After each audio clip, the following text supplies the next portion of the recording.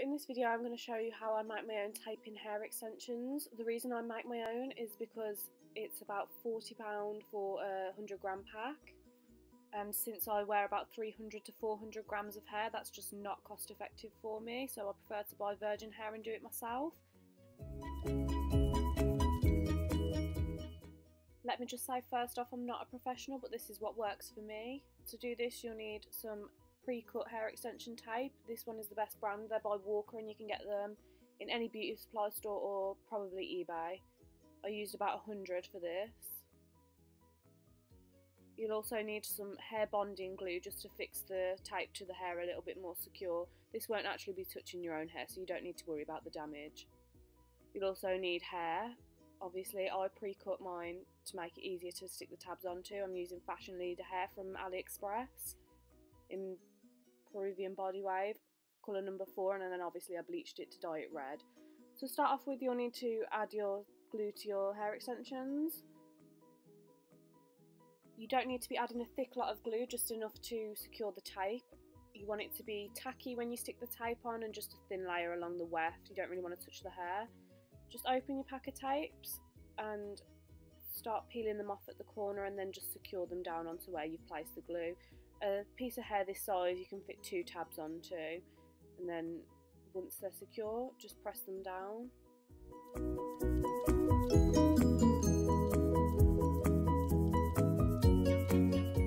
Just want to press them down really firmly. A lot of people say you should use straighteners to do this or excess heat, but I wouldn't recommend that. Just cut in the middle and then pull out any excess hair you might have snipped through, and then using a smaller pair of scissors I just cut around any excess weft. This makes it look a little bit more like a conventional tape-in hair extension. And then usually I just like to take 2 and just like rub them together. The heat from your hands is enough to just bond the tape and the glue to the weft. You don't really need to use any excess heat. I've found that doing the tapes myself works just as long as buying normal tape-in hair extensions. So the shorter lengths of hair will have the most tapes because it means the wefts will be longer. I had about 40 16-inch ones, 20 or so 20-inch ones, and then about 30 18-inch ones. You just want to layer them through your hair, starting with the longest length. You should be starting with freshly washed hair. Don't use too much conditioner, otherwise the tapes will be struggling to stick. You can add oil into your top layer afterwards, but it's best to start off with freshly shampooed hair.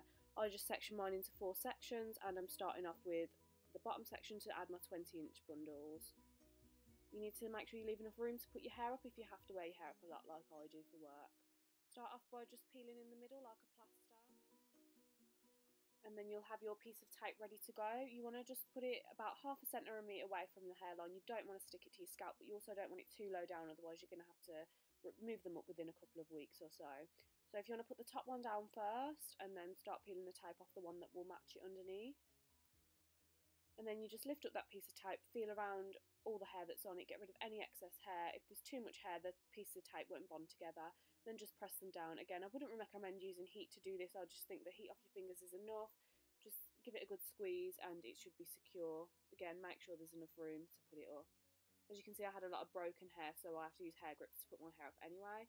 So this is after 100 grams of hair. And then I'm starting with my 18-inch. That's what it looks like with just 100 grams. So as you can imagine, I would hate to pay £40 for something that looks like that.